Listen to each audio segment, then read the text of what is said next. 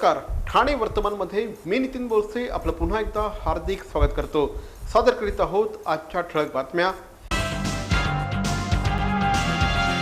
ठाणे महानगरपालिकेच्या वतीने ठाणे शहरामध्ये अनधिकृत बारच्या विरोधात उघडलेल्या मोहिमेनंतर आज ठाणे महानगरपालिका आयुक्तांचा मोर्चा वळला तो रेतीबंदर परिसरातील अनधिकृत बांधकामांवर।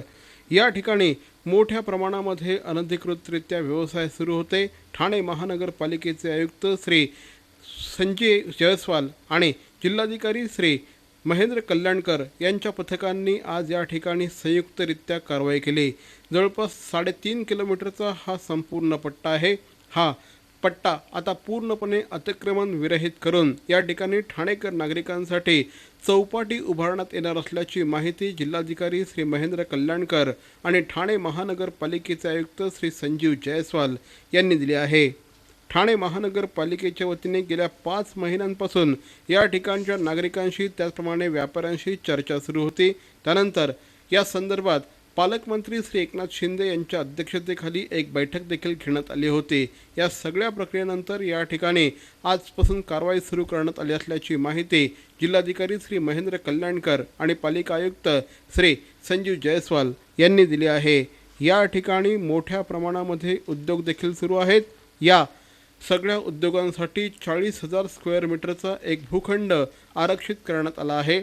त्या ठिकाणी या भूखंडावर सध्या या ठिकाणी जे व्यवसाय सुरू आहेत त्याच ठिकाणी हे व्यवसाय करावे लागतील अशी माहिती देखील यावेळेस आयुक्तांनी दिली। पुरावा असेल रेशन कार्ड किंवा वोटर कार्ड असतील त्यांना आम्ही बायोमेट्रिक्स करून त्याला आम्ही रेंटल स्कीममध्ये घर देतो आहे। जे कमर्शियल प्लॉट धारक आहे ते कमर्शियल प्लॉट धारकसाठी इथेच आपण एक भूखंड आम्ही काही दोघे बाजूने काही सोडणार आहे आणि त्या ठिकाणीमध्ये शासनाची परवानगी जर आला तर त्याला जे आपल्याला एलिजिबल व्यवसाय आहे ते करता येईल त्या अनुषंगाने तिथे त्यांचं आपण प्लॉटिंग करू। रेतीबंदर परिसरामध्ये विविध प्रकारचे उद्योग सुरू होते।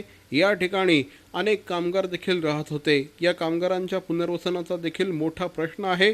या कामगारांचं पुनर्वसन आता ठाणे महानगरपालिकेच्या रेंटल हाऊसिंग स्कीम त्याचप्रमाणे BSUP अंतर्गत केलं जाईल अशी माहिती देखील पालिका आयुक्त श्री संजीव जयस्वाल यांनी दिली आहे। 40,000 चौरस फूटचा प्लॉट आपण ओपन करतो आहे आणि त्या प्लॉटमध्ये प्लॉटिंग करून या लोकांच्या एरियाप्रमाणे त्याला आपण तिथे प्लॉट देणार आहे। तसा प्रस्ताव आम्ही GB समोर आणतो। तत्कालीन जिल्हाधिकारी अश्विनी जोशी यांनी या ठिकाणी ही संपूर्ण कारवाई प्रस्थापित केली होती। मात्र गेल्या वर्षभरामध्ये ही कारवाई थांबवण्यात आली होती। मात्र आता ठाणे महानगरपालिकेच्या पुढाकाराने आणि जिल्हाधिकारी कार्यालयाच्या सहकार्याने पुनश्च ही कारवाई सुरू झाली आहे।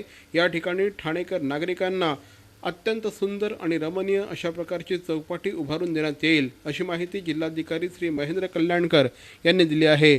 जिल्हा नियोजन समितीच्या बैठकीमध्ये त्यासाठी 5 करोड रुपयांचा निधी देखील राखीव ठेवण्यात आला आहे।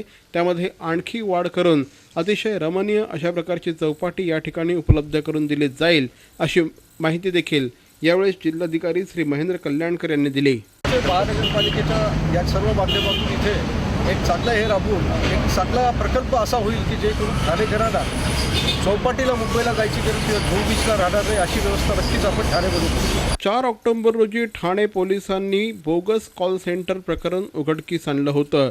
या बोगस कॉल सेंटर्सच्या माध्यमातून हजारो अमेरिकन नागरिकांना ठकवण्यात आलं होतं। आता या संपूर्ण प्रकरणामध्ये सागर ठक्कर हा आरोपी पोलिसांच्या त्याचप्रमाणे CBIच्या रडारवर आहे। सागर ठक्करचा संपूर्ण तपशील CBIने ठाणे पोलिसांकडून मागवला आहे। त्याचप्रमाणे हा तपशील ठाणे पोलिसांकडून CBIला देण्यात आला आहे। या संदर्भात अमेरिकेत देखील टेक्सास परिसरामध्ये खटला दाखल करण्यात आला आहे। त्या ठिकाणी देखील सागर ठक्कर हे नाव आरोपी म्हणून घेण्यात आलं आहे। 4 ऑक्टोबरला या संपूर्ण प्रकरणाचा पर्दाफाश झाल्यानंतर 83 आरोपी ठाणे पोलिसांच्या रडारवर आहेत। त्यापैकी सागर ठक्कर हा या संपूर्ण प्रकरणाचा म्होरक्या असल्याचं पोलिसांचं म्हणणं आहे। त्याला पकडण्यासाठी लुकआउट कॉर्नर नोटीस देखील बजावण्यात आली आहे। त्याचप्रमाणे विविध ठिकाणी त्याचप्रमाणे त्याच्या नातेवाईकांवर देखील पोलिसांनी पळत ठेवली होती। मात्र याचा उपयोग झालेला नसून तो बहुधा भारताबाहेर पलायन केलेलं असावं असा कयास व्यक्त करण्यात येत आहे। बायको गेली माहेरी काम करी पितांबरी ही टॅगलाईन घेऊन पितांबरी संपूर्ण भारतामध्ये पोहोचली। भारतातल्या घराघरामध्ये पितांबरीला स्थान मिळालं। त्यानंतर होम केअर, हेल्थ केअर त्याचप्रमाणे इतरही उत्पादनं पितांबरीने उपलब्ध करून दिली. त्यामुळे उत्पादनांचं आज एक मोठं जाळं पितांबरीकडे उपलब्ध झालं आहे. त्यामुळेच काळाच्या पावलावर पाऊल ठेवत एकीकडे संपूर्ण देशभरामध्ये पितांबरीचं वितरकांचं जाळं असताना दुसरीकडे नागरिकांना थेट पितांबरीची उत्पादनं विकत घेता यावी या दृष्टिकोनातून आता पितांबरीने पावलं उचलायला सुरुवात केली आहे. पितांबरीची उत्पादनं आता ऑनलाईन देखील उपलब्ध आहेत. बदलत्या काळासोबत पावलं टाकत पितांबरीने आपली उत्पादनं जगभरातील सर्व ग्राहकांकरता ऑनलाईन सेलमार्फत खरेदी करण्याची सोय उपलब्ध करून दिली आहे. 5 डिसेंबर 2016 रोजी व्यवस्थापकीय संचालक श्री रवींद्र प्रभुदेसाई यांनी या सेवेचा शुभारंभ केला. www.pitambari.com या वेबसाईटवर या संदर्भातली अधिक माहिती मिळू शकणार आहे. या आणि इतर बातम्या मात्र एका छोट्याशा जाहिरातीनंतर. ठाणे महानगरपालिकेचे माजी विरोधी पक्षनेते श्री देवराम भोईर यांच्याकडून ठाणे महानगरपालिकेचे विरोधी पक्षनेते श्री संजय देवराम भोईर यांना वाढदिवसाच्या हार्दिक शुभेच्छा. Ananya collection, CZ diamond jewellery, antique and Kundan jewellery, micro gold plated jewellery, traditional Maharashtrian micro gold plated jewellery, jewelry watches, 92.5 sterling silver jewelry, bridal sets, bridal jewelry on rent, exclusive range of cotton and designer kurtis, leggings, jeggings, plazo and dress materials. Ananya Collection, shop number 3, Yashwant Building near Pune Gadgil Jewelers, Ram Maruti Cross Road, Naupada, Thane. Contact Sameer Oak 982153685 and Nilima Durgule 9833946884. Ananya Collection. Naveen Pitambari dishwash बारने भांडी होतील चकचक. नवीन पितांबरी बार मध्ये आहे antibacterial agent जो भांड्यांना चकाचकच नाही तर निर्जंतुकही बनवतो. सर्वोत्तम स्वच्छता तुमच्या पाशी जर नवीन पितांबरी बार असेल तुमच्या हाती.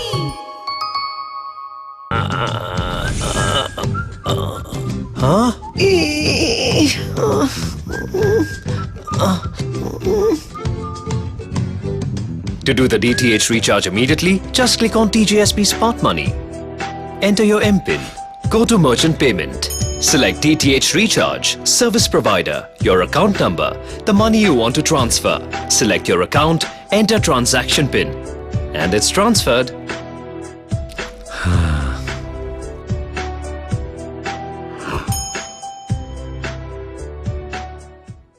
ठाणे महानगरपालिकेचे माजी विरोधी पक्षनेते श्री देवराम भोईर यांच्याकडून ठाणे महानगरपालिकेचे विरोधी पक्षनेते श्री संजय देवराम भोईर यांना वाढदिवसाच्या हार्दिक शुभेच्छा.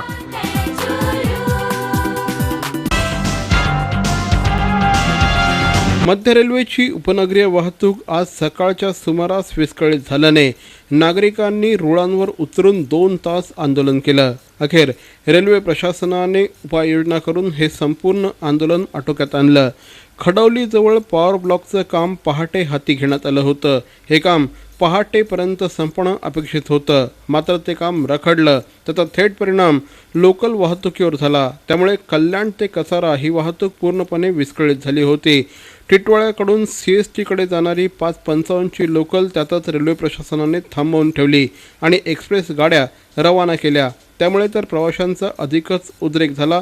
प्रवासी संतप्त झाले आणि मग टिटवाळा स्थानकामध्ये गोरखपूर एक्सप्रेस प्रवाशांनी रोखून धरली. अखेर रेल्वे प्रशासनाने या सगळ्यात हस्तक्षेप केला आणि त्यानंतर हे आंदोलन प्रवाशांनी मागे घेतलं. ठाणे महानगरपालिकेचे विरोधी पक्षनेते श्री संजय भोईर यांचा वाढदिवस आज अतिशय उत्साहाने साजरा करण्यात आला. श्री संजय भोईर यांच्या वाढदिवसानिमित्त विविध विकास कामांचा शुभारंभ देखील यावेळेस करण्यात आला. प्रभागामध्ये भविष्य काळामध्ये विविध प्रकारच्या विकासाच्या योजना राबवल्या जातील. त्या दृष्टिकोनातून प्रभाग हा जास्तीत जास्त नागरिकांना सुखकर व्हावा या दृष्टिकोनातून प्रयत्न केले जातील असं श्री संजय भोईर यांनी सांगितलं. ज्या पद्धतीने लोकांची गरजेप्रमाणे जी कामं त्या ठिकाणी सुचवली होती ती कामांची सुरुवात आज त्या ठिकाणी आम्ही करत आहोत. फ्युचरमध्ये चांगले प्रोजेक्ट त्या ठिकाणी या भागामध्ये आणण्याचा विचार आहे आणि तेही चांगले एक अभ्यासिका म्हणजे उच्च लेवलची अभ्यासिका त्या ठिकाणी ह्या बालकुंमध्ये आणण्याचा जो प्रयत्न त्या ठिकाणी आहे. रिझर्व प्लॉट त्या ठिकाणी आहेत रिजर्व प्लॉटमध्ये चांगले हॉस्पिटल्स, चांगलं स्टेडियम, चांगली अभ्यासिका, ही सर्व संकल्पना त्या ठिकाणी आहे की लोकांना चांगल्या उपयोगाच्या गोष्टी त्या ठिकाणी आणण्याचा प्रयत्न आहे आणि तो उपयोगाच्या गोष्टी चांगलं हॉस्पिटल त्या ठिकाणी असेल. बॅरॉन मेन्स स्टुडिओचा लग्नसराई धमाका 50% महासेल. किती? 50% महासेल. हो, कुठल्याही कपड्यांवर चक्क 50% ऑफ.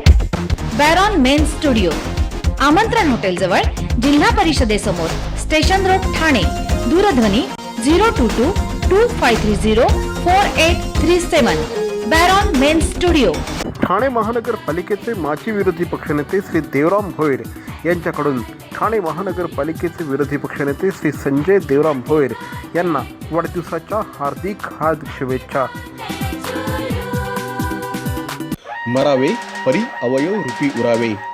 अवयव दानाचा हाच संदेश जनसामान्यांपर्यंत पोहोचवण्याचा संकल्प घेऊन निघाले आहेत ज्येष्ठ समाजसेवक माननीय नानजीभाई खिमजीभाई ठक्कर ठाणावाला. त्याचसाठी काढण्यात आली एक भव्य दिव्य रॅली. अवयवदानासाठी सुरू आहेत ठिकठिकाणी जनजागृती सभा.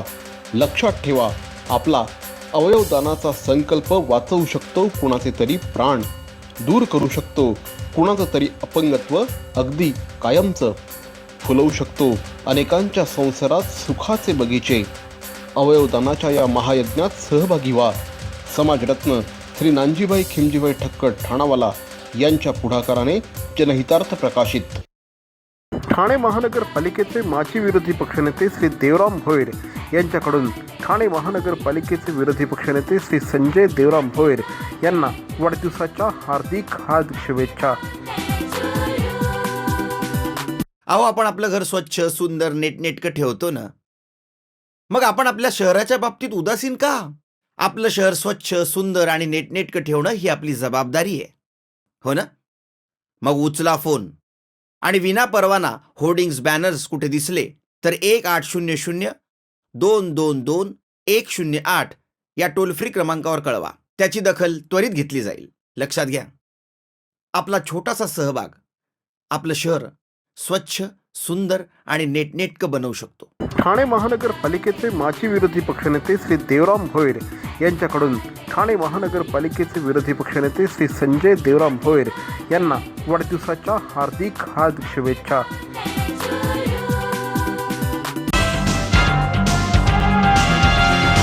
नगर विकास मंच या संस्थेच्या वतीने ठाणे शहरामध्ये आगामी 9 ते 11 डिसेंबर या कालावधीमध्ये जल्लोष या कार्यक्रमाचं आयोजन करण्यात आलं आहे.